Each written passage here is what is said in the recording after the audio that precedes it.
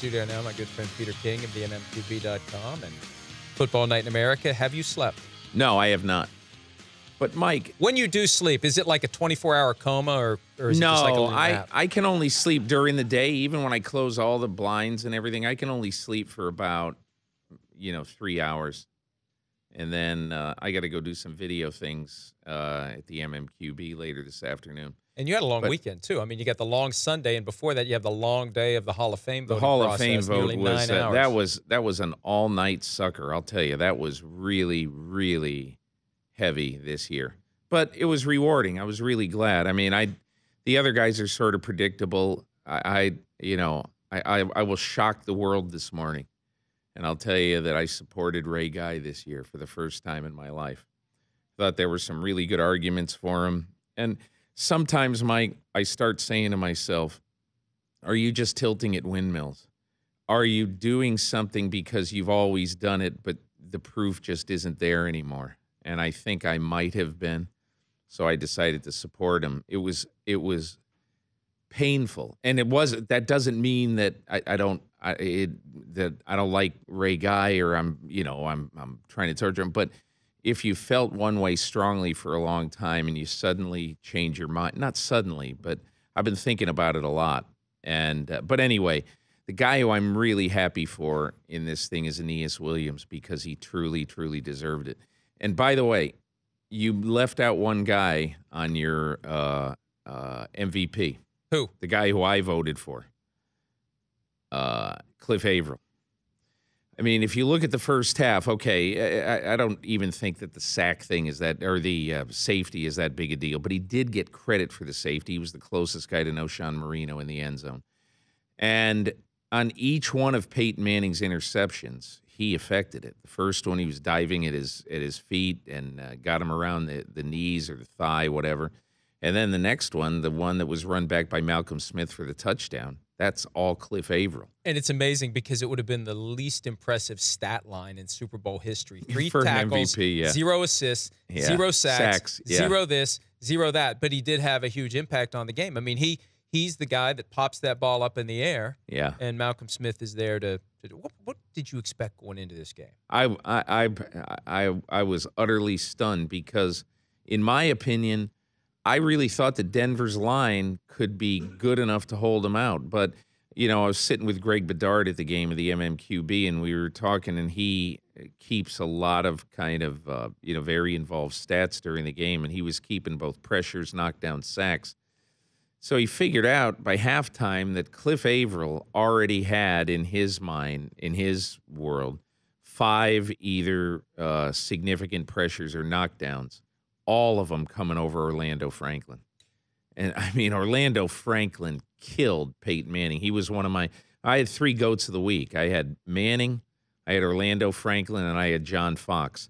And John Fox, I mean, look, one coach's decision does not, mean everything. But how about John Fox punting it's a 4-score game, and he punts with, I think, 26 minutes left in the game, and you're in Denver or you're in Seattle territory. You're at like whatever I forget, the 48, 49.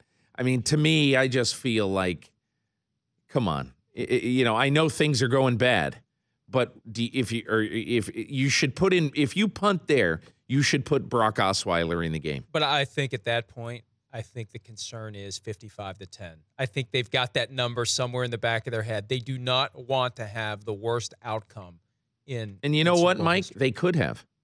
They could have. Denver could have lost worse than they did. I was in the Seattle locker room until about 12:15 this morning. I finished with Russell Wilson at about 12:15, 12:20.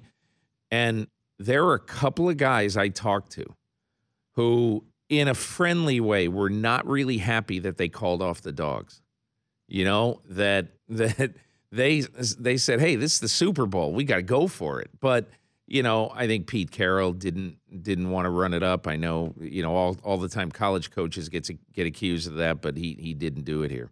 Visiting with Peter King of the MMQB.com and Football Night in America, did you get a sense that they really wanted to get a shutout?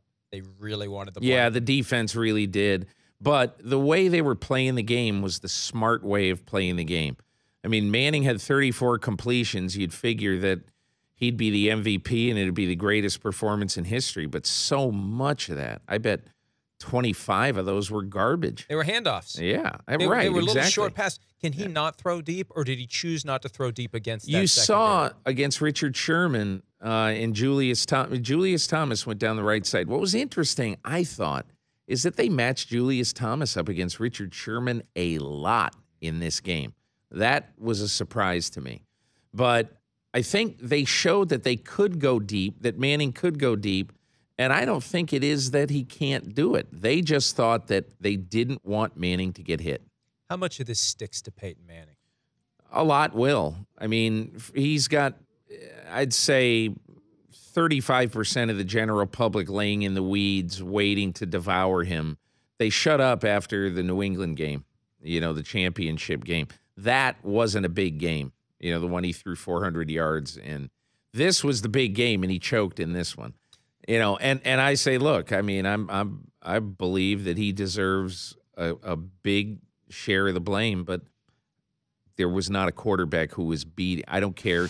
You bring back John Unitas, you dig up the bones of Bobby Lane. No one's beating that team. That team, in my opinion, I've covered the NFL 30 years.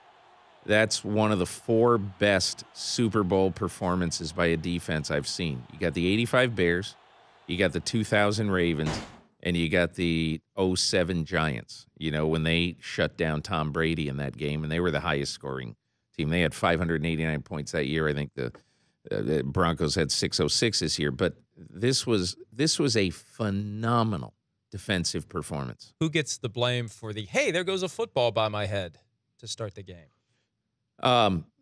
I believe that that has to be shared between quarterback and center. And the reason that I don't give it all to one guy, because Manny Ramirez said after the game, and I was in his scrum, he said that nobody could hear on the line. They were really surprised that they had to go to either silent or Manning. You know how Manning sometimes, and he was in the process of doing it, he was going to go under center, okay? And he was going to start the snap count there, instead of just staying back. But, there's so many different noises at a Super Bowl, so many different things that happen at a Super Bowl, so you just couldn't tell. And so I don't totally blame him, but I just know this. On the first play of the Super Bowl, if you're not ready for what the crowd dishes out, that's your fault. And that is so contrary to what we know about Peyton Manning. I know. The obsessive Yeah. preparation, and a lot of Seahawks fans in the building. I know those orange jerseys stand out, but there were a lot of Seahawks in the building. They traveled very, very well. The difference with the Seahawk fans, they are loud. So last night, I was waiting on the field. Chris Berman and Tom Jackson, Steve Young, they've got Russell Wilson and Pete Carroll on set. And when Pete walks off, I'm going to get him for a couple minutes. So I'm waiting, and there are, I bet, maybe 300 Seahawk fans there. Mike, it sounded like there were 3,000. They were all just screaming. They were going, Russell Wilson. It sounded like you were at Yankee Stadium with Derek Jeter. I mean, they really, really travel well. And I think that, when you have never won a Super Bowl, you're going to travel well.